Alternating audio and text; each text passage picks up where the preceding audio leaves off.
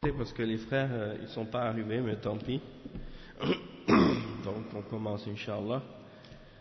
إن الحمد لله نحمده ونستعينه ونستغفره ونعوذ بالله من شرور أنفسنا ومن سيئات أعمالنا من يهده الله فلا مضل له ومن يضلل فلا هادي له وأشهد أن لا إله إلا الله وحده لا شريك له وأشهد أن محمدا عبده ورسوله يا أيها الذين آمنوا اتقوا الله حق تقاته ولا تموتن إلا وأنتم مسلمون يا أيها الناس اتقوا ربكم الذي خلقكم من نفس واحدة وخلق منها زوجها وبث منهما رجالا كثيرا ونساء واتقوا الله الذي تساءلون به والأرحام إن الله كان عليكم رقيبا يا أيها الذين آمنوا اتقوا الله وقولوا قولا سديدا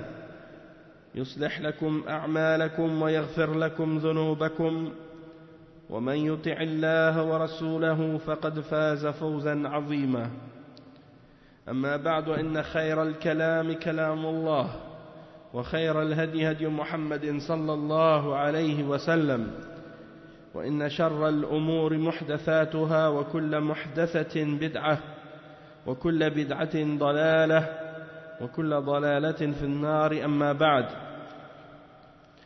Donc on continue dans l'explication du livre du Cheikh Mohammed ibn Abdul Wahhab Al-Kaba'ir, Kitab Al-Kaba'ir, avec le sharh de Cheikh Salih Al-Fawzan. Et donc on est arrivé donc aujourd'hui au chapitre Bab Al-Qalaq wal-Ittirab. Al-Qalaq wal-Ittirab. Et comment on peut traduire Al-Qalaq wal-Ittirab? C'est Al-Qalaq, tous les problèmes qui ont rapport avec quand on se sent mal à l'intérieur de soi-même. Le fait d'être anxieux, le fait d'être déprimé, le fait d'être toutes ces choses-là. Puis al-ittirab, c'est lorsque tu es pas stable à l'intérieur, lorsque tu ne te sens pas bien.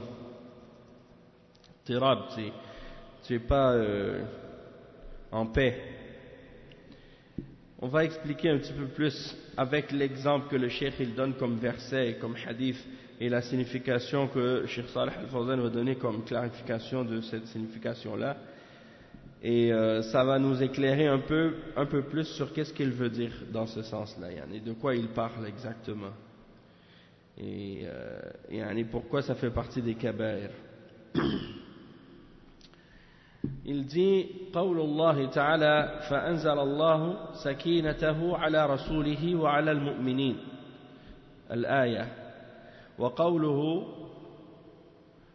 وقوله تعالى فلا وربك لا يؤمنون حتى يحكموك فيما شجر بينهم الآية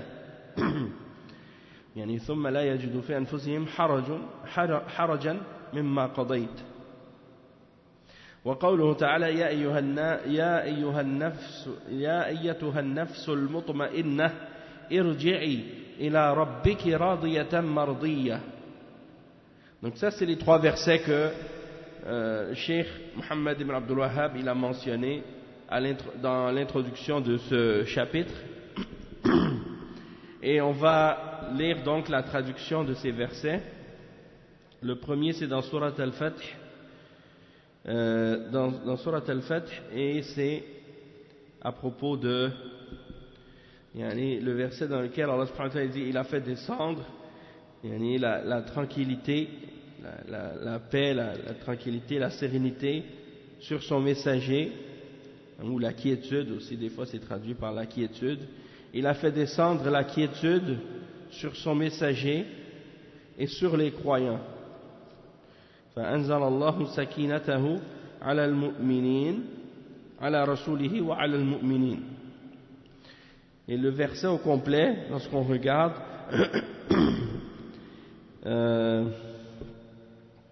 c'est le verset 26. dans lequel Allah subhanahu wa ta'ala dit إِذْ جَعَلَ الَّذِينَ كَفَرُوا فِي قُلُوبِهِمُ الْحَمِيَّةَ حَمِيَّةَ الْجَاهِلِيَّةِ فَأَنزَلَ اللَّهُ سَكِينَتَهُ عَلَى رَسُولِهِ وَعَلى الْمُؤْمِنِينَ وَأَلْزَمَهُمْ كَلِمَةَ التَّقْوَى وَكَانُوا أَحَقَّ بِهَا وَأَهْلَهَا وَكَانَ اللَّهُ بِكُلِّ شَيْءٍ عَلِيمًا. Donc ce qui signifie, quand ceux qui ont mécru eurent mis dans leur cœur la fureur de l'ignorance, puis Allah fit descendre sa quiétude sur son messager ainsi que sur les croyants, et ça c'est la partie qui est citée dans l'introduction. Et il dit, et il les obligea à une parole de piété dont ils étaient les plus dignes et les plus proches, et Allah est omniscient.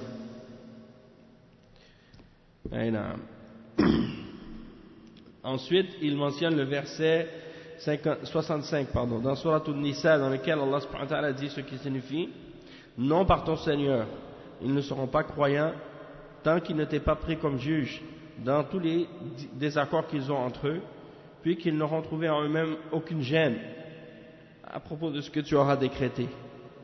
La gêne, al-haraj, c'est dans ce sens-là al-qalaq wal-ittirab, le fait de ne pas être en paix, de ne pas être en sérénité et de ne pas être en pleine quiétude dans notre cœur par rapport à ce que Allah a révélé. C'est dans ce sens-là. Il dit wa qawluhu ta'ala, et la parole d'Allah subhanahu wa ta'ala dans le verset 27 et 28 dans Surat Al-Fajr, lorsque Allah subhanahu wa ta'ala dit, il s'adresse à l'âme, il dit: ô toi, l'âme apaisée, reviens vers ton Seigneur satisfaite, dans l'agrément de ton Seigneur,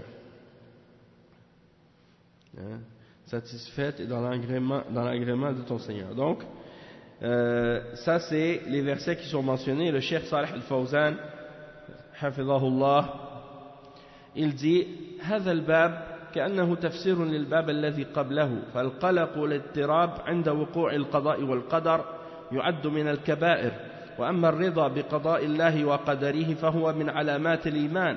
ولهذا إذا أصيب المسلمون بمصيبة أو سلط عليهم عدو أنزل الله عليهم السكينة والاطمئنان وعدم القلق، كما حدث للنبي صلى الله عليه وسلم حينما أخرجه الكفار من مكة. قال تعالى: إذ أخرجه الذين كفروا ثاني اثنين إذ هما في الغار إذ يقول لصاحبه لا تحزن إن الله معنا فأنزل الله سكينته عليه.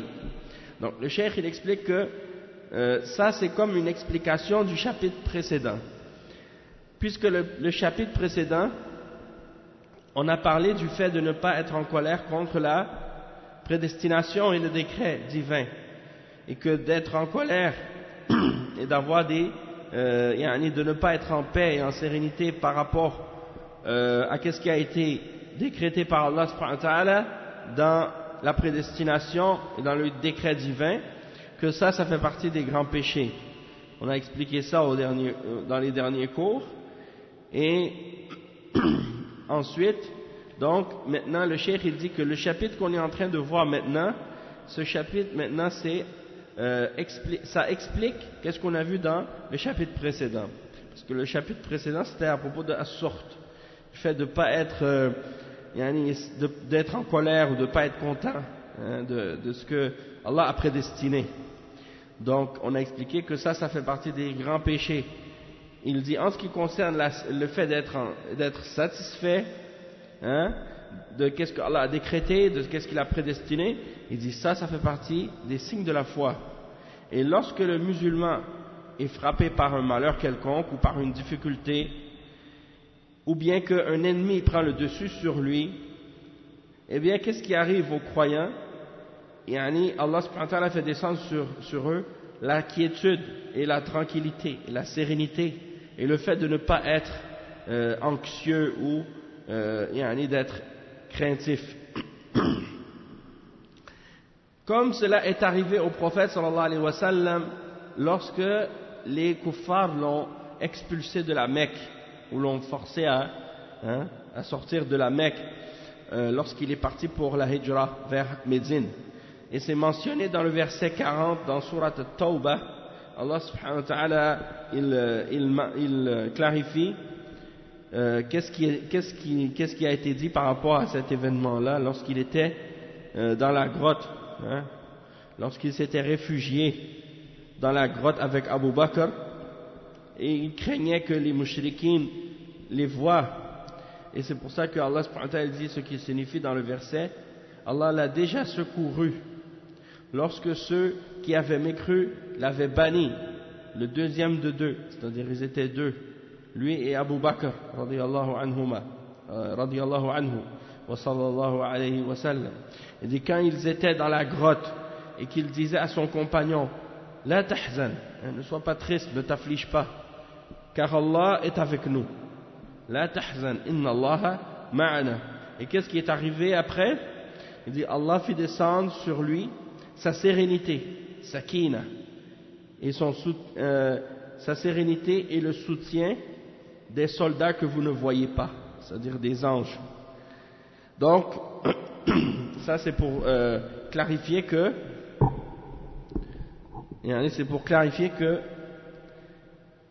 il y a une sérénité qui descend sur le croyant lorsqu'il y a des épreuves.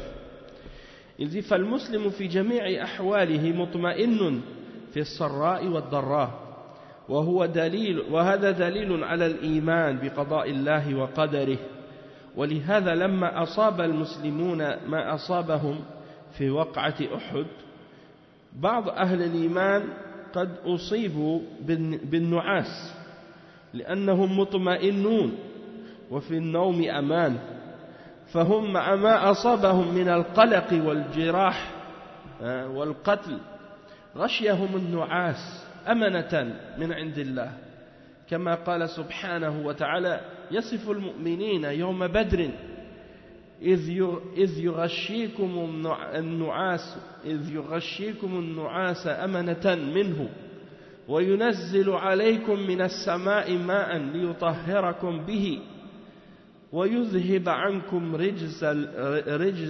رجز الشيطان وليربط على قلوبكم ويثبت به الأقدام. Donc ça c'est le verset 11 dans Surat Al-Anfal.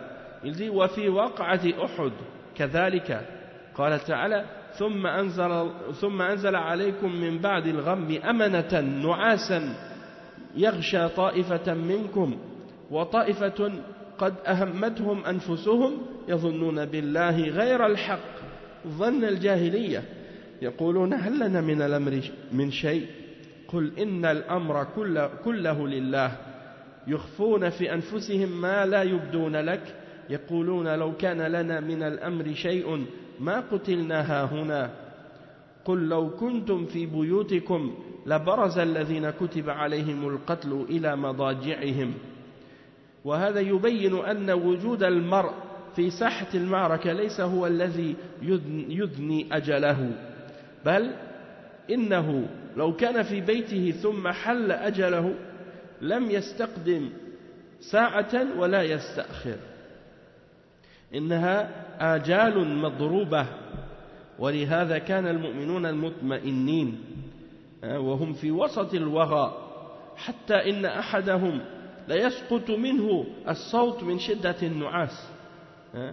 وفي هذه الحالة فرق بين المؤمن والمنافق، فالمؤمن مطمئن وليس عنده قلق ولا اضطراب عند حدوث المصائب، فهو ينام مطمئنا يعني قرير العين راضيا بقضاء الله وقدره ينتظر الفرج من الله عز وجل ويحتسب في المكاره والمصائب في سبيل الله. يعني وأما المنافق فعلى العكس من ذلك، لأن رضاه وغضبه من أجل الدنيا فقط. Donc le cheikh il dit que le musulman dans toutes ces situations il est toujours plein de quiétude et de tranquillité, que ce soit dans les moments d'aisance ou dans les moments de difficulté.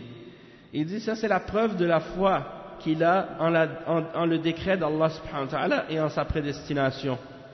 Et c'est pour cette raison que lorsque les musulmans ont été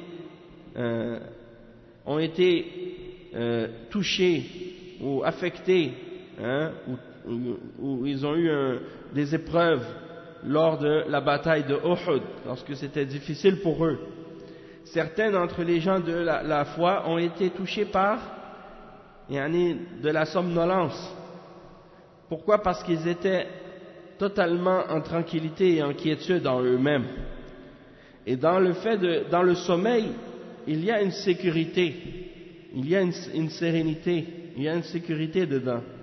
Et donc, malgré tous les problèmes qu'ils avaient et le fait qu'ils étaient en plein milieu d'une guerre et d'une bataille, et qu'il y avait des blessés, il y avait des gens qui se faisaient tuer autour d'eux, et ils ont été couverts par la somnolence et la fatigue. Et ça, c'est une sécurité qui venait d'Allah subhanahu wa ta'ala pour eux, à ce moment-là. Comme Allah subhanahu wa ta'ala décrit les croyants le jour de Badr, et il dit dans le verset 11, dans Surat Al-Anfal,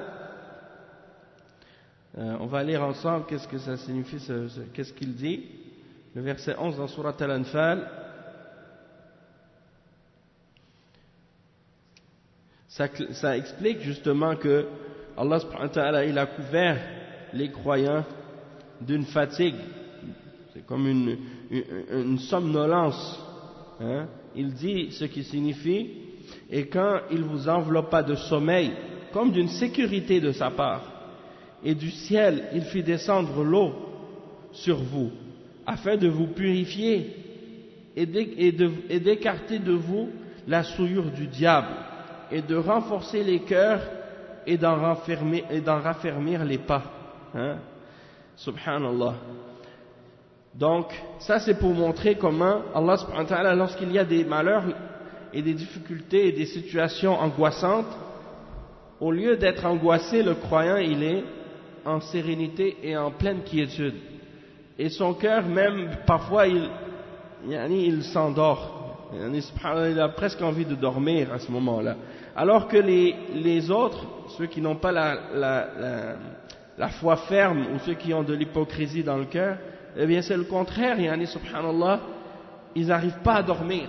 Et vous voyez ça même, les kuffars, quand ils ont des problèmes, ils disent par exemple, j'ai pas fermé l'œil, j'ai pas été capable de fermer l'œil de la nuit, j'étais incapable de dormir.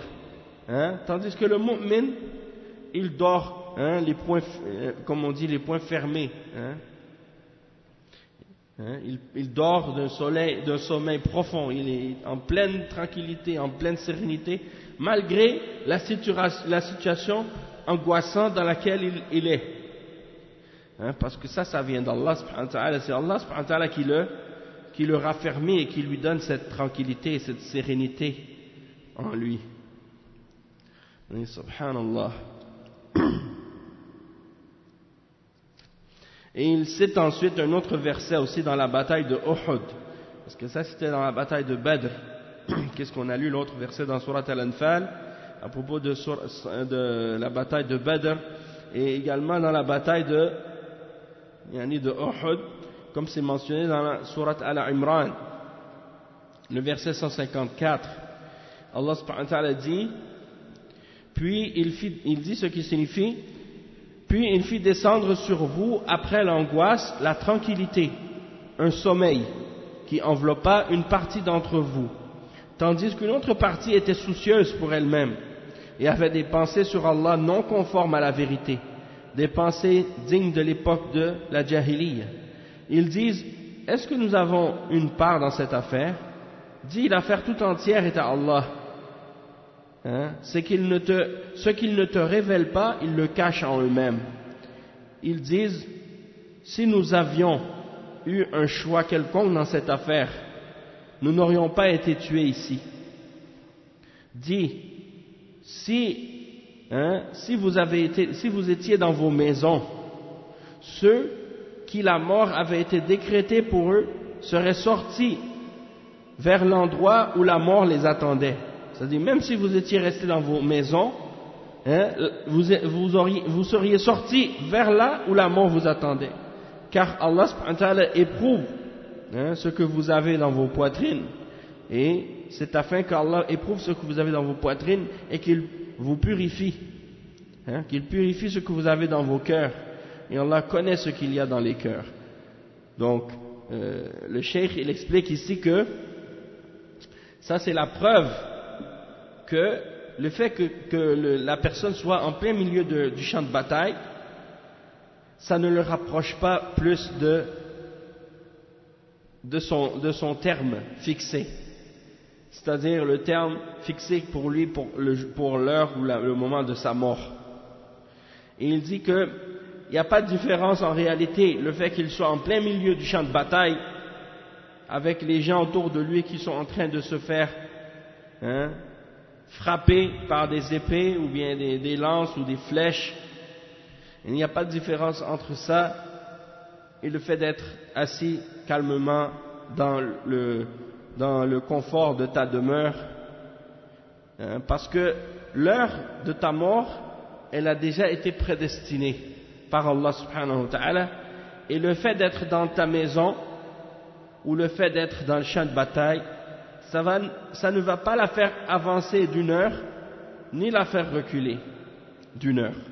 C'est-à-dire que à la seconde près où tu dois partir, où Allah va prendre ton âme, c'est à ce moment-là qu'elle va être prise. Tu peux rien faire pour changer ça.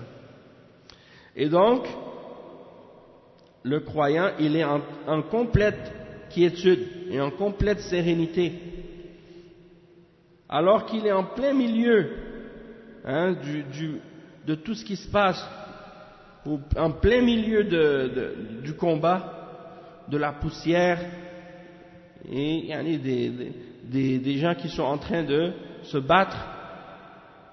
Et il dit, l'un d'entre eux, parfois, il était tellement fatigué ou en état de somnolence, même en plein milieu de cette situation-là, et il échappait son fouet. Hein? Pourquoi? Parce qu'il était, hein, Allah il mettait sur lui cette tranquillité et cette fatigue, ce sommeil.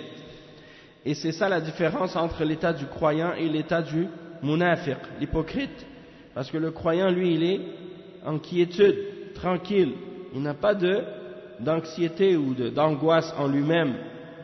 Lorsqu'il y a des malheurs ou des épreuves ou des difficultés, il dort, calme, hein, en pleine tranquillité. Et il ferme ses yeux, satisfait de la prédestination d'Allah subhanahu wa ta'ala et de son décret. Et il entend, et il attend que Allah subhanahu wa ta'ala le libère de cette épreuve. Hein? Parce qu'il s'en remet à Allah. Il dit, il n'y a rien, de toute façon, c'est qu'est-ce que Allah a écrit, c'est ça qui va arriver. Je peux pas rien changer à ça. Si je dois mourir, ça va arriver. Et donc, il supporte les difficultés et les malheurs dans le sentier d'Allah, tandis que l'hypocrite, lui, c'est le contraire. Hein? Pourquoi? Parce que il se met en colère et il est satisfait uniquement par rapport à la dunya. Donc c'est pour ça. Et subhanallah, des fois c'est comme ça, le croyant il passe à des situations comme ça, et comme Allah subhanahu wa ta'ala dit dans le Coran, amma bi ni'mati rabbika fahaddith, en ce qui concerne la grâce d'Allah subhanahu wa ta'ala, parle-en.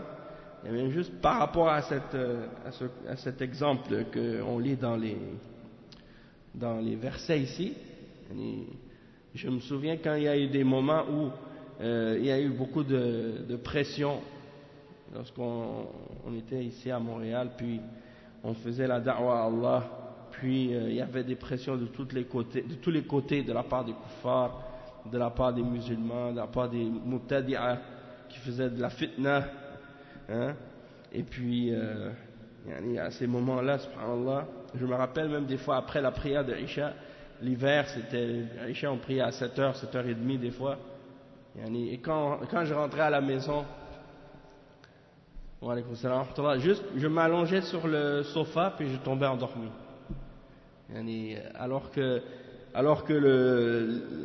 comme on dit, la pression médiatique était chaude à ce moment-là. Et donc c'était un moment très angoissant, mais malgré tout, alhamdulillah, c'était les moments de ma vie où j'ai le mieux dormi. Et j'espère que c'est un signe, Inch'Allah, j'espère que ça fait partie de qu'est-ce que le cheikh il décrit ici dans ces versets-là. Et aussi dans des situations comme ça. Donc je dis pas ça pour essayer de me glorifier ou de vanter ma personne ou quoi que ce soit de ce genre. Allahu a'lam de qu'est-ce qui est la réalité dans cette situation-là, mais c'est uniquement pour dire la situation, comment les choses s'étaient passées, puis comment je me suis retrouvé dans cette situation-là. Donc que Allah subhanahu wa ta'ala nous donne cette sérénité, cette tranquillité dans toutes les épreuves qui peuvent nous atteindre dans sa religion. Il dit وَأَمَّا قَوْلُهُ تَعَالَى فَلَا وَرَبِّكَ لَا يُؤْمِنُونَ حَتَّى يُحَكِّمُوكَ فِيمَا شَجَرَ بَيْنَهُمْ وهذا قسم من الله تعالى بنفسه الكريمة أنهم لا يؤمنون نفى عنهم الإيمان حتى يحكموك فيما شجر بينهم أي حتى يحكموا الرسول صلى الله عليه وسلم في الاختلاف بينهم فالاختلاف يقع بلا شك ولكنه يحسم بالرجوع إلى كتاب الله وسنة نبيه صلى الله عليه وسلم كما قال عز وجل فإن تنازعتم في شيء فردوه إلى الله والرسول أي ارجعوا فيه إلى الكتاب والسنة فمن شهد له الكتاب والسنة بأن الحق له حكم له بذلك وعلى الطرفين أن يرضيا بالحكم هذه هي صفات المؤمنين وهذه الآية جاءت في أعقاب آيات أنكر الله عز وجل فيها على من يدعي الإيمان بما أنزل على رسوله وعلى الأنبياء الأقدمين وهو مع ذلك يريد أن يتحاكم في حل الخصومات إلى غير كتاب الله وسنة رسوله صلى الله عليه وسلم. Donc le cheikh il mentionne l'autre verset ou bien le deuxième verset qui est mentionné par le cheikh Mohammed ibn Abdul Wahhab, c'est le verset 59, non pas 59, c'est 65 dans Surat An-Nisa, dans lequel Allah subhanahu wa ta'ala dit non, par ton Seigneur ils ne seront pas croyants jusqu'à ce qu'ils t'aient pris, ô Mohammed, comme juge dans leurs disputes, dans leurs désaccords, dans leurs divergences entre eux. Et ça c'est un serment de la part d'Allah subhanahu wa ta'ala, et il prend ce serment par lui-même, parce que il dit que ils ne seront pas croyants, c'est-à-dire ceux-là ne seront pas croyants, ils nient la foi de ceux qui ne prennent pas le messager Muhammad sallallahu alayhi wa sallam wa alaykum salam wa rahmatullah comme juge dans les divergences qu'il y a entre eux, c'est-à-dire jusqu'à ce qu'il t'ait pris toi le messager comme un juge dans les divergences qu'il y a entre eux. Et donc les divergences elles arrivent sans aucun doute, mais elles sont calmées et elles sont disons apaisées par le fait de revenir au livre d'Allah et de revenir à la sunna de son prophète Muhammad sallallahu alayhi wa sallam, comme Allah subhanahu wa ta'ala dit dans le verset 59 dans Surat An-Nisa. Et si vous divergez ou si vous avez vous divergez en quoi que ce soit à propos de quelque chose quelconque dans la religion ou dans quoi que ce soit, et si vous divergez en quoi que ce soit, ramenez-le ou renvoyez-le à Allah et à son messager.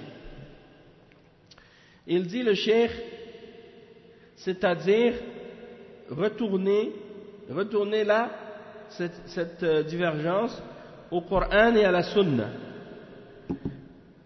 Donc, celui pour qui le Coran et la Sunna ont témoigné que c'était lui qui avait le droit, c'était lui qui était sur la vérité, alors on va juger en sa faveur dans cette chose-là. Et les deux côtés doivent être satisfaits du verdict. C'est-à-dire que c'est pas seulement celui qui a gagné sa cause dans le jugement de cette divergence qui doit être satisfait du verdict, mais les deux côtés, le gagnant et le perdant, les deux doivent être satisfaits du verdict de la charia dans cette question-là. Et ça, c'est cette satisfaction de la part du croyant, c'est le signe c'est le signe caractéristique des croyants, ou c'est un signe de caractéristique des mu'minines, des croyants. Et il dit ce verset, il est venu à la suite de certains versets dans lesquels Allah subhanahu wa ta'ala a critiqué ceux qui prétendaient avoir la foi en ce qui a été révélé sur le messager sallallahu alayhi wa sallam et en ce qui a été révélé aux prophètes précédents, et qui malgré cela voulaient prendre pour juge pour essayer de dénouer des disputes ou des conflits. Ils voulaient juger par autre que le livre d'Allah et la sunna de son messager sallallahu alayhi wa sallam.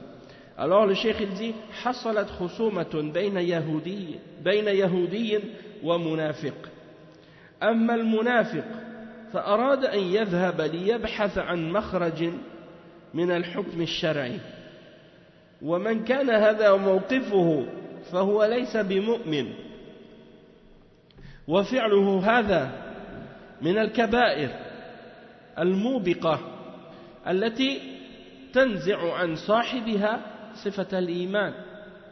ولهذا قال المنافق نختصم إلى اليهود لأنهم يأخذون الرشوة. وفي حين قال اليهودي نختصم إلى محمد لأنه يعرف أن محمدا صلى الله عليه وسلم لا يقضي إلا بالحق ولا يأخذ الرشوة. ولذلك كان اليهود يرضون به، فالله قد فضح هذا المنافق بقوله فلا وربك لا يؤمنون، يعني والرسول صلى الله عليه وسلم ليس محكما في الأمور الأموال فقط، وإنما في كل الأمور وفي كل خلاف، سواء في العقيدة وهذا أهم من الأموال أو في غيرها من المسائل والقضايا، فلا بد أن نرجع في كل القضايا التي ينشأ عنها الاختلاف إلى كتاب الله وسنة رسوله صلى الله عليه وسلم، لأن الله أنزل الكتاب ليحكم بين الناس فيما اختلفوا فيه، ولا يكفي أن يحكم الرسول فيما اختلفوا فيه ليحل النزاع فحسب، ولكن كما قال تعالى ثم لا يجد في أنفسهم حرجا مما قضيت ويسلم تسليما. الحمد لله، يهديكم الله ويصلح بالكم. نعم، ويسلم تسليما، فإذا حكموا الرسول صلى الله عليه وسلم وحكم لهم أو عليهم ثم وجدوا في أنفسهم حرجا ولم يسلموا أي لم يرضوا بذلك، فهذا دليل على عدم وجود الإيمان في قلوبهم، لأنه من صفات المؤمن أنه يرضى بحكم الرسول صلى الله عليه وسلم له أو عليه. Donc on va traduire qu'est-ce qu'on vient de lire. Le cheikh il dit qu'il y a eu une dispute ou un désaccord entre un juif et un hypocrite à l'époque, du prophète sallallahu alayhi wa sallam. Et cet hypocrite, il a voulu aller chercher une issue pour se sortir du verdict de la charia. Il cherche une sortie, une excuse pour sortir du verdict de l'islam. Et lui, sa position, il dit dans cette position-là, dans sa position, il n'a pas eu l'attitude du croyant. Et qu'est-ce qu'il a fait? Il dit ça fait partie des grands péchés qui font périr et qui retirent de la personne la caractéristique de la foi. Il dit parce que cet hypocrite a dit à ce juif, on va aller prendre pour juge un juif. Parce qu'il savait que le juif, il prend des pots de vin. Comme on dit pot de vin, c'est le terme pour désigner, comme on dit, des enveloppes en dessous de la table, des enveloppes brunes comme ils disent. C'est-à-dire que quand l'argent qui n'est pas déclaré ou qui est donné illégalement, tu passes ça en cachette, tu dis regarde, je te donne ça, tu juges en ma faveur. C'est pour ça que les gens ils disent qu'il y en a des fois ils achètent le juge. C'est ça que ça veut dire acheter le juge. Tu lui donnes de l'argent pour qu'il juge en ta faveur et non en faveur de ton opposant, même si c'est toi qui as tort. Ça, c'est ça la corruption. Donc il sait que le juif, lui, il accepte l'argent. Et il va juger en ta faveur si tu le payes. Tandis que le juif, lui, avec qui le munafiq avait le conflit, il a dit non, on ne va pas aller voir le juif. Mais lui, les juifs, il connaît les juifs comme lui, il ne veut pas aller voir le juif. Il dit non, on va aller voir le prophète Mohammed. Mais lui, il ne croit pas au prophète Mohammed. Donc pourquoi il veut aller voir le prophète Mohammed? Il dit parce qu'il sait que le prophète Mohammed, il ne prend pas de pot de vin. Donc il est certain que c'est lui qui a raison, donc il n'a pas peur. Et il sait qu'il n'a pas besoin de pot de vin parce qu'il est sur le haqq, c'est-à-dire c'est son droit. Il n'a pas besoin de tricher. Donc, il dit à cette personne qui se dit musulmane, mais qui est un hypocrite en réalité, non, on ne va pas voir le juif, on va aller voir Mohammed. Pourquoi il veut aller voir Mohammed? Parce que Mohammed sallallahu alayhi wa sallam, il ne prend pas de pot de vin. On ne peut pas l'acheter avec de l'argent pour changer son jugement. Alors, le juif, lui, il était satisfait à cause de ça, mais le munafiq, non. Et Allah subhanahu wa ta'ala, il a démasqué cet hypocrite lorsqu'il mentionne dans le verset « Non, par ton Seigneur, ils ne seront pas croyants ». Donc, il dit que le messager, sallallahu alayhi wa sallam, c'est lui qu'on doit prendre pour juge. Pas juste dans les questions d'argent, mais dans toutes les affaires. Dans toutes les affaires qu'on a, dans les choses dans lesquelles on a des divergences ou des conflits, même si ça fait pas comme si ça peut faire partie de l'argent, ça peut faire partie de la aqidah, la croyance. Il dit ça c'est encore plus grave, c'est encore plus important que l'argent, parce que les questions de croyance c'est la base de la religion. Ou bien ça peut être d'autres questions ou d'autres conflits, des questions sur d'autres sujets, le mariage, le divorce, l'héritage ou autres. Il dit donc il faut absolument qu'on retourne dans toutes ces affaires-là vers le livre d'Allah et vers la sunna du messager sallallahu alayhi wa sallam, parce que Allah subhanahu wa ta'ala, il a fait descendre le livre pour juger entre les hommes dans les choses dans lesquelles ils divergent. Et donc c'est pas suffisant qu'on prenne le messager sallallahu alayhi wa sallam dans nos divergences, on le prenne comme juge dans nos divergences pour régler ces conflits. C'est pas suffisant. Parce que Allah subhanahu wa ta'ala dit ensuite, puis qu'ils ne trouvent en eux-mêmes aucune gêne, aucun problème en eux-mêmes, dans leur cœur, pour ce que le messager sallallahu alayhi wa sallam a décrété, et qu'ils se soumettent complètement à son jugement. C'est-à-dire qu'une fois que le messager sallallahu alayhi wa sallam il a jugé, c'est pas juste tu vas le prendre comme juge, puis après c'est fini. Après il va juger pour toi, tu es content. Il juge contre toi, là tu es fâché. Non, c'est pas comme ça. Tu dois être satisfait qu'il ait jugé pour ou contre toi, peu importe la situation des deux. Donc tu vois des fois les gens, ils sont juste contents, satisfaits du Coran et de la Sunna quand c'est dans leur côte, dans leur faveur, dans leur intérêt. Ah, ça c'est bon, mashallah. Le Coran et la Sunna, c'est moi qui a raison. Ils ont dit que, le juge il a dit c'est moi qui a raison, il a jugé selon le Coran et la Sunna, j'accepte ce jugement. C'est moi qui a gagné. Mais lorsqu'il va en cours devant le juge, dans un pays musulman, et que le juge, il juge selon le Coran et la Sunna, et qu'il donne un verdict, puis il dit c'est toi qui as tort. Là, tout d'un coup, là, il dit non, j'accepte pas ce jugement-là, je m'en vais au tribunal des koufars. Eux, ils vont juger pour ma faveur. Ils vont juger selon les lois des hommes. Et c'est moi qui vais avoir raison dans ce cas-là. Moi, je n'accepte pas le jugement de la charia quand c'est contre moi. Ça, c'est pas l'attitude du mu'min. Et c'est ça que le cheikh, il explique. Il dit, tu dois être en sérénité et en quiétude et accepter pleinement et être satisfait du jugement qui vient de la charia, du Coran et de la Sunna, même si c'est en contradiction avec tes désirs et tes intérêts. Et le fait que tu ne sois pas satisfait et que tu aies trouvé en toi de la gêne par rapport au jugement du Coran et de la Sunna, ça c'est une preuve qu'il n'y a pas de foi dans le cœur.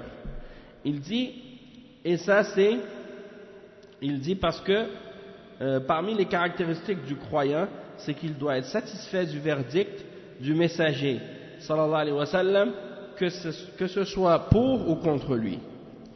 Et il dit ensuite, wa qawluhu, ya ayyatuha an-nafsu al-mutma'innah, al-muradu bidhalika sahibu an-nafs al-mutma'innah biqada'i Allahi wa qadarihi, والتسليم بحكم الله جل وعلا واطمئنان النفس إنما يكون بالإيمان واليقين وليقال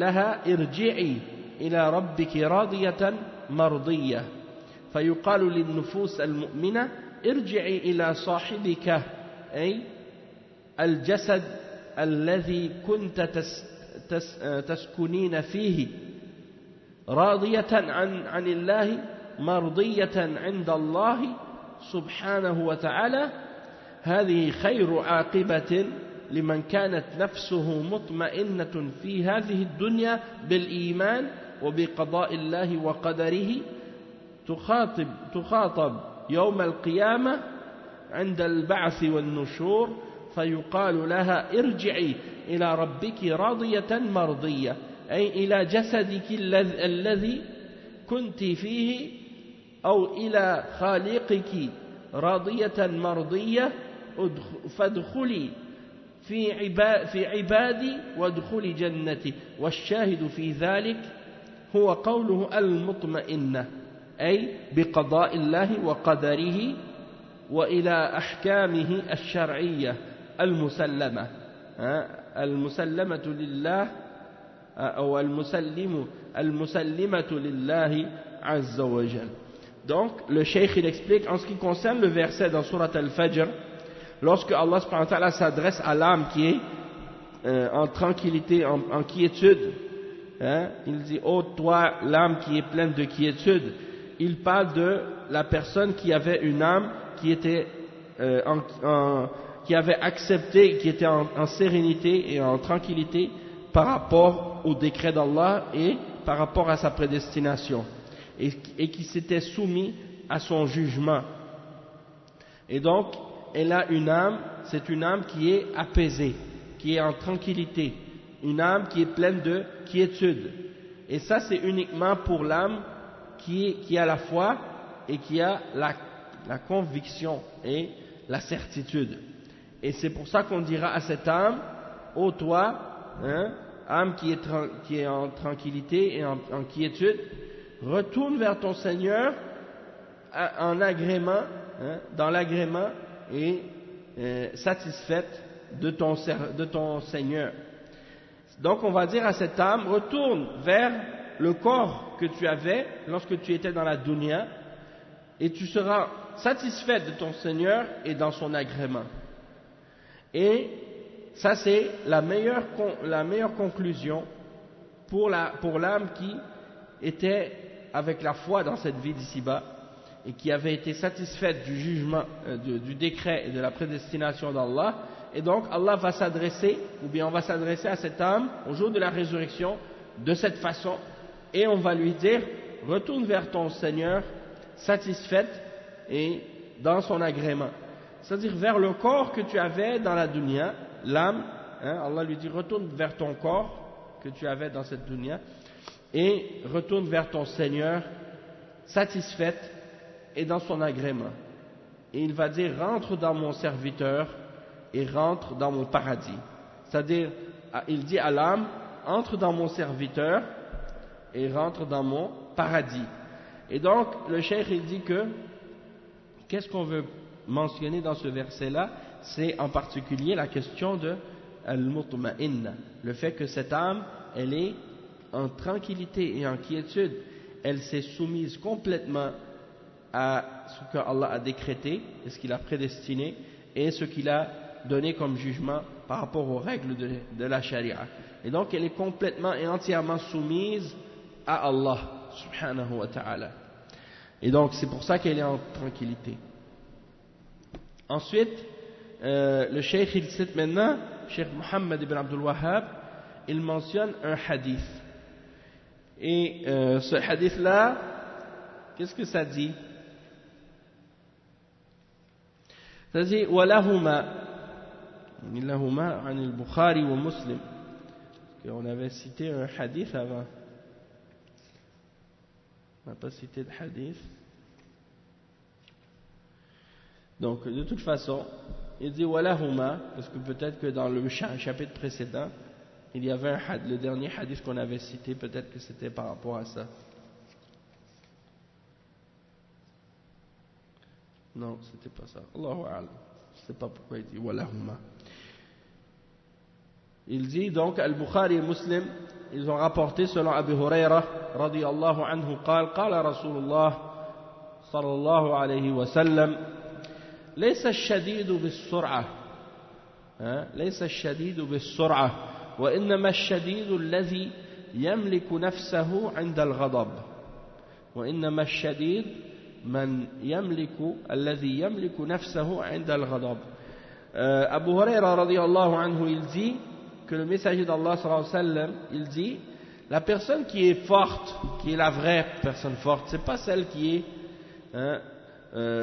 capable d'écraser les autres ou de les battre à la lutte, ou de les frapper et ainsi de suite. Non, la vraie personne qui est vraiment forte, c'est celle qui est capable de retenir sa personne lorsqu'elle est en colère. C'est-à-dire quand elle est fâchée, elle est capable de se retenir. Ça c'est la vraie personne qui est forte. Sinon tu vois il y a des gens avec les gros bras, gros muscles, très très musclés, bien forts, et ils mesurent 6 pieds, 7 pieds comme ça, costauds. Ils sont capables de casser les os, briser les gens facilement, avec un coup de poing. Mais il n'est pas vraiment, c'est pas lui le fort. Le fort, le prophète sallallahu alayhi wa sallam dit, celui qui est fort, c'est celui, quand il est en colère, il se retient, il est capable de se contrôler. C'est plus difficile de se contrôler que de frapper les gens, c'est facile. Frapper les gens quand tu es en colère, ça c'est facile. Mais de te retenir lorsque tu es en colère, c'est ça qui est difficile. Il dit le cheikh, كون المسلم يمسك نفسه عند الغضب فلا تحصل منه مبادرات سيئة ولا تصرفات خاطئة فإن هذا من الاطمئنان الذي يرزقه الله لمن يشاء من عباده فلا ينساق وراء غضبه ولا ينفعل مع الغضب بل يمسك بزمام نفسه حتى يذهب غضبه. وأما الضعيف الإيمان أو عديم الإيمان فإنه إذا غضب لا يبالي ماذا فعل أو ماذا قال لأنه ينجر وراء غضبه. والحديث فيه إرشاد إلى أن من أغضبه أمر وأرادت النفس المبادرة إلى الانتقام ممن أغضبها أن يجاهدها ويمنعها مما طلبت حتى يزول عنها الغضب فالله جل وعلا وصف المؤمنين بقوله وإذا ما غضبوا هم يغفرون وقال سبحانه وتعالى ولا تستوي الحسنة ولا السيئة ادفع بالتي هي أحسن فإذا الذي بينك وبينه عداوة كأنه ولي حميم ولا يلقاها إلا الذين صبروا وما يلقاها إلا ذو حظ عظيم ثم قال وإما ينزغنك من الشيطان نزغ فاستعذ بالله لأن الشيطان يحضر عند الغضب والغضب جمرة يلقيها الشيطان في قلب ابن آدم وهو يحمل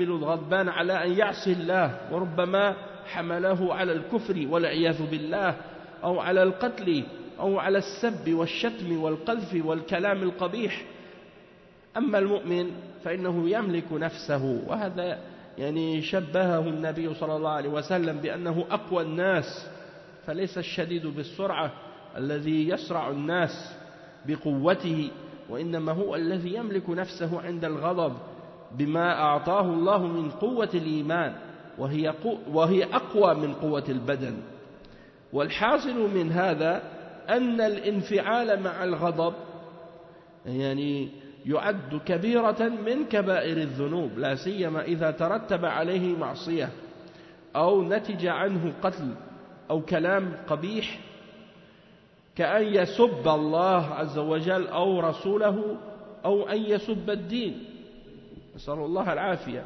Donc le cheikh il explique que le musulman il doit se retenir lorsqu'il est en colère pour pas qu'il y arrive des conséquences négatives et mauvaises et des comportements qui sont incorrects lorsqu'il est en colère.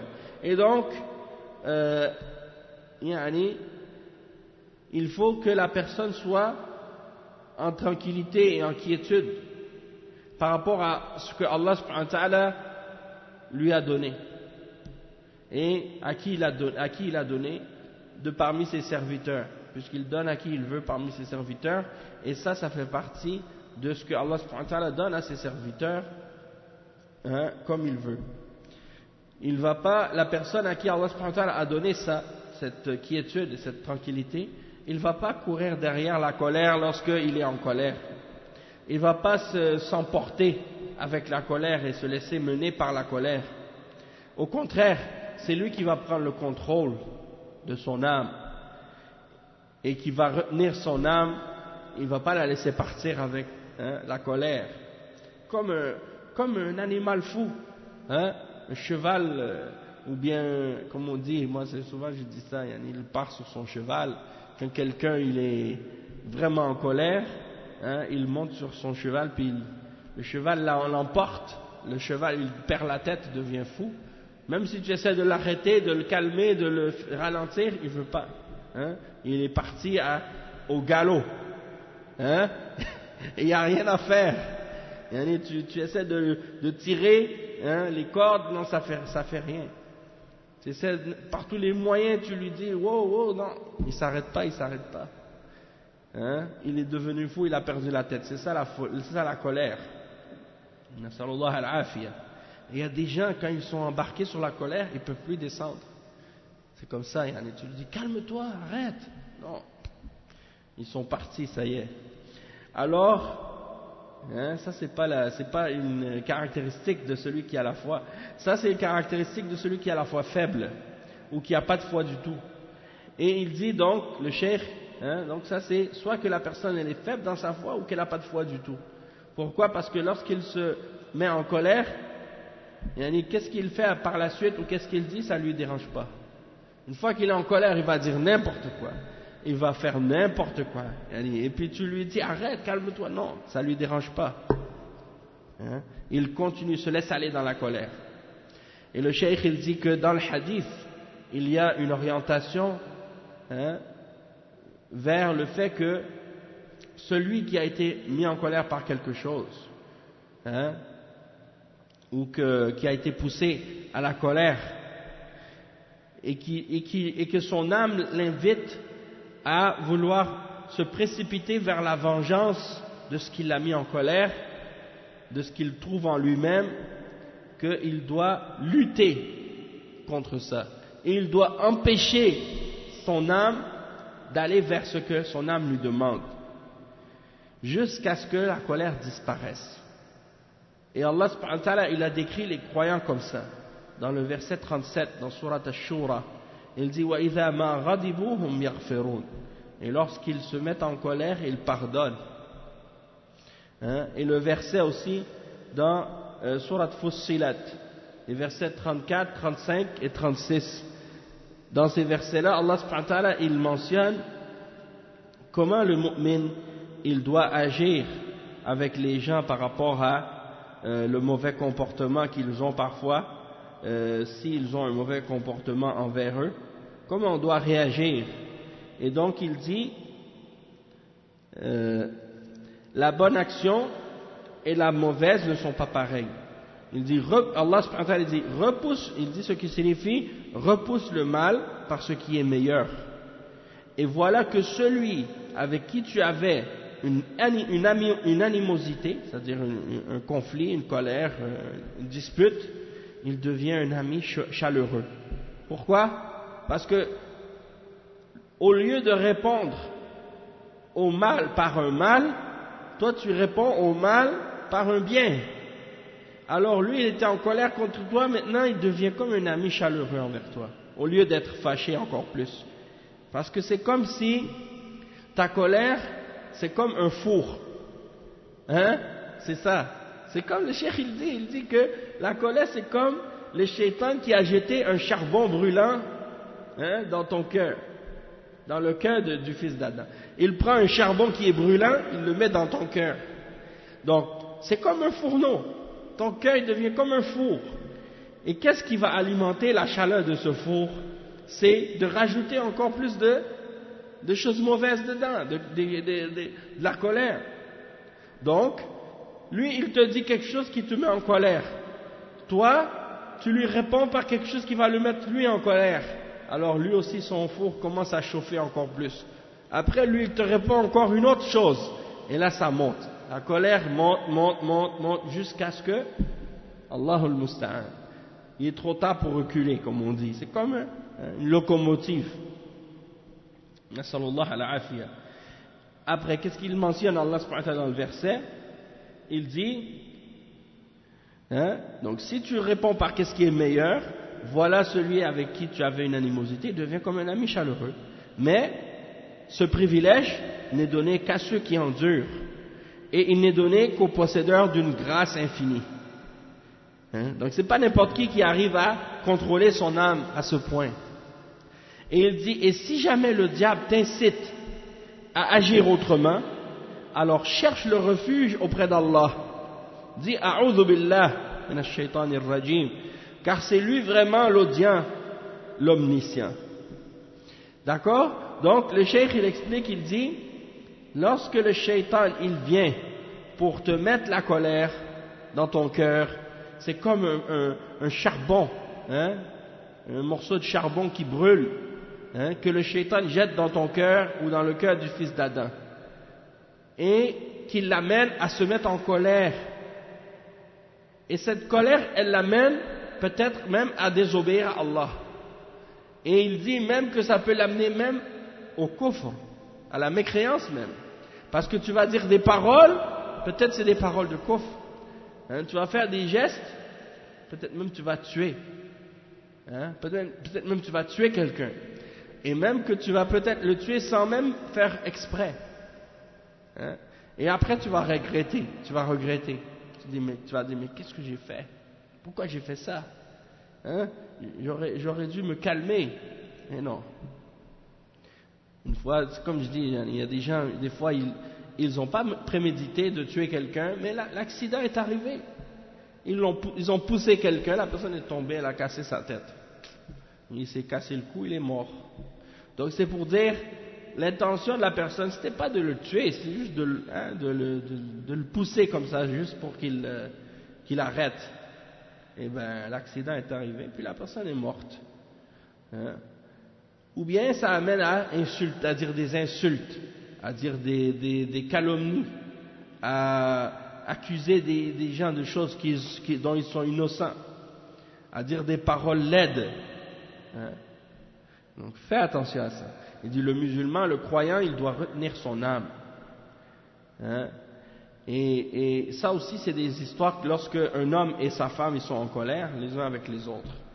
L'homme, le mari et la femme, les deux, ils doivent faire attention à ça. La colère, ça c'est vraiment dangereux. Parce que quand ils sont en colère, ils vont dire des choses qu'ils ne pensent même pas. Peut-être qu'ils ne le pensent pas vraiment.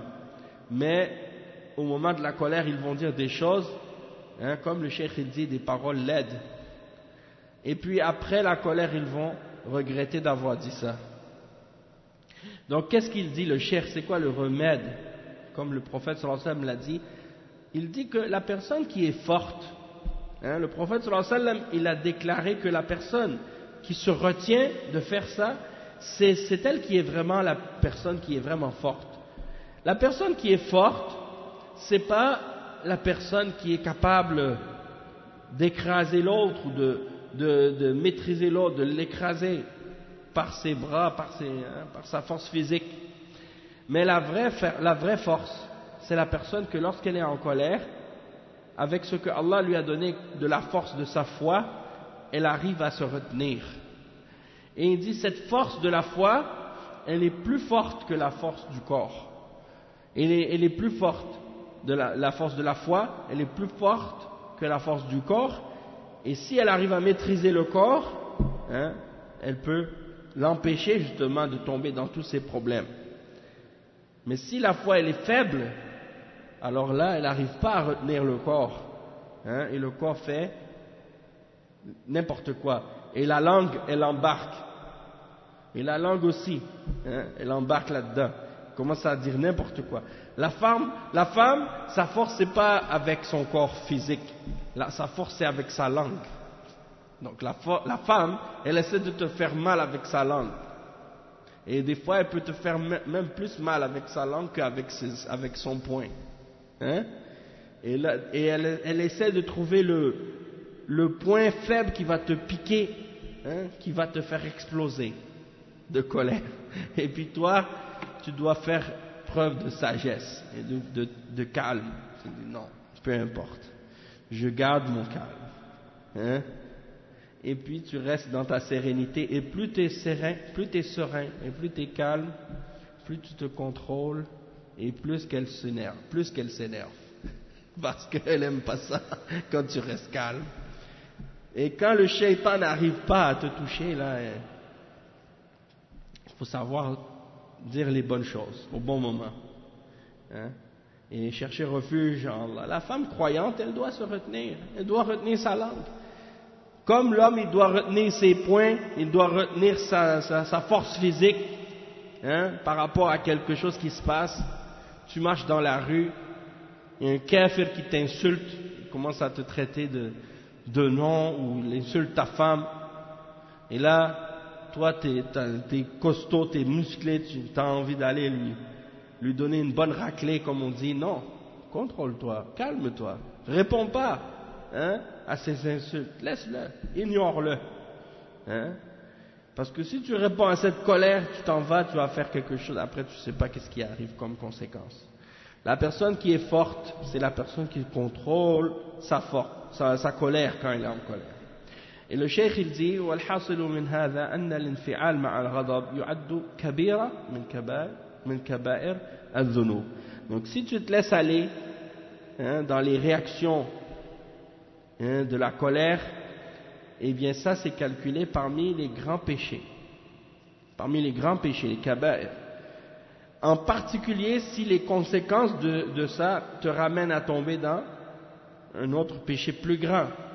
Ça peut même t'amener à tuer, ça peut t'amener à insulter. Et même il y en a, sallallahu al-afiyah, on ne comprend pas ça des fois, c'est comment des gens ils sont en colère contre quelqu'un, et au lieu d'insulter la personne elle-même, ils insultent Allah.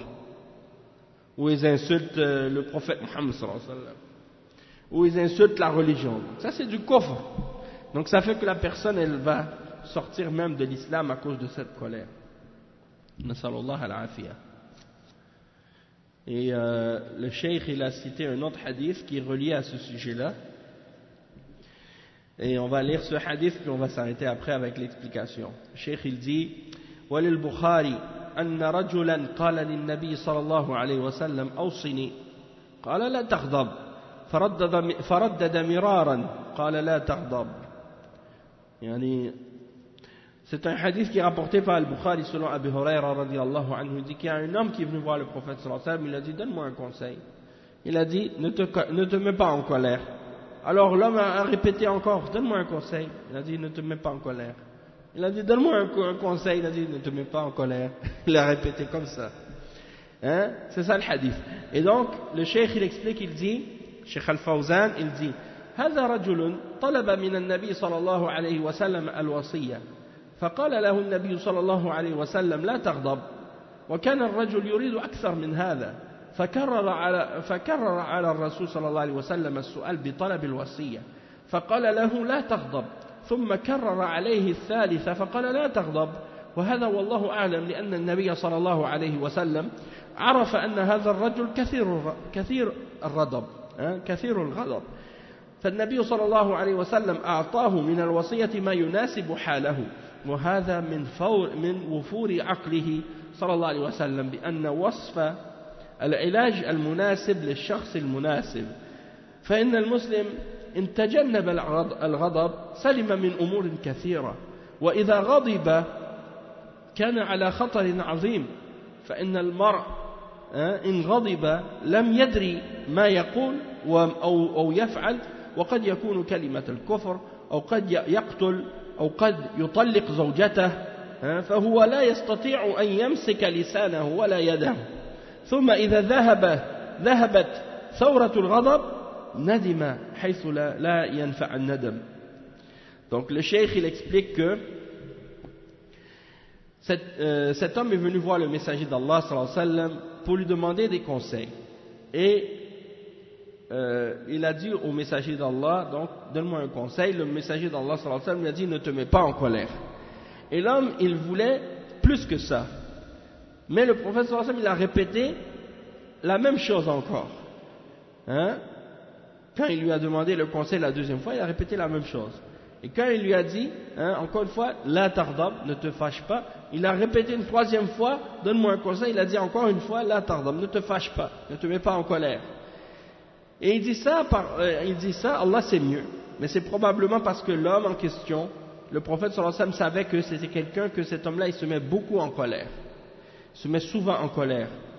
Et le prophète sallallahu alayhi wa sallam a voulu lui donner un conseil qui correspond à son état et qui est en accord avec son état. Et il dit ça c'est pour montrer à quel point le prophète sallallahu alayhi wa sallam il tient compte donc de la personne et du remède qui lui convient. Et donc il dit que le musulman il doit s'écarter de la colère, et s'il s'écarte de la colère il va être sauvé de beaucoup de problèmes, de beaucoup de choses mauvaises. Tandis que si il se met en colère, il est en grand danger. Parce que la personne, elle peut, quand elle est en colère, elle peut faire des choses ou dire des choses qu'elle ne sait même pas. Elle va dire des paroles de kufr, elle va tuer, ou même peut-être elle va divorcer sa femme, il va divorcer peut-être même sa femme. Hein? Il n'est pas capable de retenir sa langue ou sa main quand il est en colère. Hein? Peut-être il va même battre sa femme. Nasallallahu al-afiyah. Et ça c'est grave. Et donc, lorsque la colère s'en va, se dissipe, eh bien la personne commence à avoir des remords. Pourquoi j'ai fait ça? Mais il est trop tard pour regretter, puisque la chose elle a été faite. Hein? Et combien d'hommes, hein, Allah musta'an, des hommes ils viennent te voir, ils viennent voir des ulama, des shuyukh, ou des tullab ilm, ou des imams. Il leur dit, Cheikh, j'ai divorcé ma femme, j'étais en colère. Il dit, est-ce que ça compte? Hein? Est-ce que ça compte parce que j'étais en colère? Et subhanallah, quand est-ce que tu as vu, en tout cas, quand est-ce que tu as entendu ou que tu as vu parler d'un homme qui a divorcé sa femme alors qu'il était de pleine bonne humeur, hein? Qu'il était de bonne humeur, il était content, il était calme, dans un état normal, et puis qu'il a dit comme ça, oui, je te divorce. Il a dit à sa femme, oui, je te divorce, comme ça. Non, ça n'arrive pas presque. C'est très rare que des choses comme ça peuvent se produire. C'est pour ça que la plupart du temps, les hommes, quand ils divorcent leur femme, ils divorcent quand ils sont en colère. Mais c'est pour ça que justement, quand tu es en colère, tu dois garder ta langue. Pour justement pas divorcer dans cet état-là. Parce que c'est dans ces moments-là, ça compte. Les ulama, ils ont dit la colère. Dans certains cas, oui, ça peut arriver que c'est pas calculé. Dans quel cas? Dans le cas d'une colère qui est tellement intense qu'elle approche l'état de la folie. C'est-à-dire une colère dans laquelle tu rentres qui est tellement intense, tellement grave, que tu deviens comme fou. Tu détruis tout, tu casses tout, tu vois même pas qu'est-ce qui est devant toi, tu entends plus rien, tu vois plus rien, et puis tu dis des paroles, tu sais même pas ce que tu as dit. Ça c'est comme le junoun. Dans des cas comme ça, oui, tu n'es pas responsable de ce que tu fais. Mais dans une colère normale, quand tu es fâché, là, puis tu dis des paroles, tu es conscient de ce que tu dis. Tu n'es pas fou, donc tu as toute ta raison. Et donc tu dis des paroles, tu es fâché, mais tu es capable de te retenir. C'est pour ça que le prophète sallallahu alayhi wa sallam a dit, celui qui est fort, ce n'est pas celui qui peut écraser les gens, c'est celui qui est capable de se retenir quand il est en colère. Donc retiens-toi, tu es capable de te retenir quand tu es en colère, et tu ne vas pas prononcer le divorce. Les gens, ils savent même pas. Et puis le pire aussi là-dedans, c'est qu'ils connaissent même pas les règles du divorce dans l'islam. Et ils savent pas quand est-ce que c'est permis de divorcer, quand est-ce que c'est pas permis. Ils savent pas, par exemple, que si ta femme elle a ses règles, t'as pas le droit de la divorcer dans l'islam. Et également, si par exemple elle n'est pas dans ses règles, c'est-à-dire elle est dans une période de pureté, mais que tu as eu un rapport sexuel avec elle le soir avant, ou bien depuis qu'elle s'est purifiée, tu as eu un rapport sexuel avec elle, alors tu n'as pas le droit de la divorcer. Et ça, c'est qu'est-ce qu'ils appellent un talaq al-bid'i. C'est un talaq qui est innové, ça ne fait pas partie de la sunna de divorcer sa femme de cette façon-là. Pour que tu puisses divorcer ta femme, il y a deux conditions. Il faut que ce soit dans un moment où elle n'a pas ses règles, et il faut que ce soit également un moment où tu n'as pas eu de rapport sexuel avec elle, pendant cette période de pureté. Sinon, il y a des ulama qui considèrent que ça compte pas. Donc il y a des gens qui divorcent leurs femmes dans des moments de règles, ou quand elles ont leur pureté, mais qu'ils ont eu des rapports avec elle. Et là, ils la divorcent. Il y a des ulama qui considèrent que ça compte, d'autres qui considèrent que ça compte pas. Donc c'est une fitna. Tu rentres dans une situation, là tu doutes. Tu sais plus, est-ce que c'est ma femme, est-ce que c'est pas ma femme, est-ce que je l'ai divorcée, est-ce qu'elle est en idda, est-ce qu'elle n'est pas en idda, est-ce qu'elle est dans la période, est-ce que j'ai le droit de la reprendre, est-ce que j'ai pas le droit, est-ce que ça fait 2 fois que je l'ai divorcée, est-ce que ça fait 3 fois, je m'en rappelle plus. Et c'est là que les problèmes commencent. Et là tu essaies de chercher une fatwa. Tu appelles tous les ulama du monde entier pour avoir la réponse. Et tout ça, c'est à cause de la colère. Donc, pour éviter tout ça, contrôle-toi. Contrôle ta langue, contrôle tes paroles quand tu es en colère. Et il y a même un hadith du prophète sallallahu alayhi wa sallam qui a dit, et puis on va le lire justement, pas besoin de le dire, on va lire les paroles de Cheikh Al-Fawzan, il va nous expliquer comment on doit agir quand on est en colère. Le Cheikh dit فعلى المسلم إذا غضب أن يمسك زمام نفسه ويستعيذ بالله من الشيطان الرجيم فالغضب يعالج بعدة طرق. الغضب يعالج بعدة طرق. فعليه أولا أن يستعيذ بالله من الشيطان الرجيم لأن الغضب من الشيطان. ثانيا أن يتوضأ لأن الغضب من الشيطان والشيطان مخلوق من نار والماء يطفئ النار. وثالثا إذا كان قائما فليقعد وإذا كان جالسا فليضطجع. يعني le cheikh il explique que si le musulman il est en colère, il doit se retenir, hein? Il doit tirer les rênes sur son cheval, hein? Et il doit chercher le refuge d'Allah contre le shaitan. Et il dit pour remédier à la colère il y a plusieurs façons. Il dit premièrement, qu'est-ce que tu dois faire quand tu es en colère? Tu cherches le refuge d'Allah contre le shaitan, parce que la colère vient du shaitan. Donc ça c'est de un. Deuxièmement, qu'est-ce que tu fais? Tu fais le wudu. Tu t'en vas, tu vas faire ton wudu. Pourquoi? Parce que la colère vient du shaitan, et le shaitan, Allah l'a créé de feu. Donc l'eau éteint le feu. Tu fais ton wudu, tu éteins, hein, la chaleur du shaitan. Troisième chose, qu'est-ce que tu fais? Le prophète sallallahu alayhi wa sallam a dit, si tu es en colère puis tu es debout, tu t'assois. Si tu es assis, tu te couches. Hein? Quand tu es en colère, qu'est-ce que tu fais? Tu es debout, tu t'assois. Si tu es assis, tu te couches. Pour éviter que tu fasses quelque chose de plus grave par la suite. Parce que si tu es debout, là tu peux, hein, passer à l'action. Assis-toi. Là c'est plus dur déjà. Si tu étais déjà assis, lève-toi pas.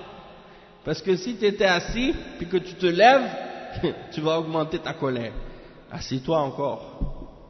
Hein? Non seulement tu dois t'asseoir, tu es assis, tu dois te coucher maintenant.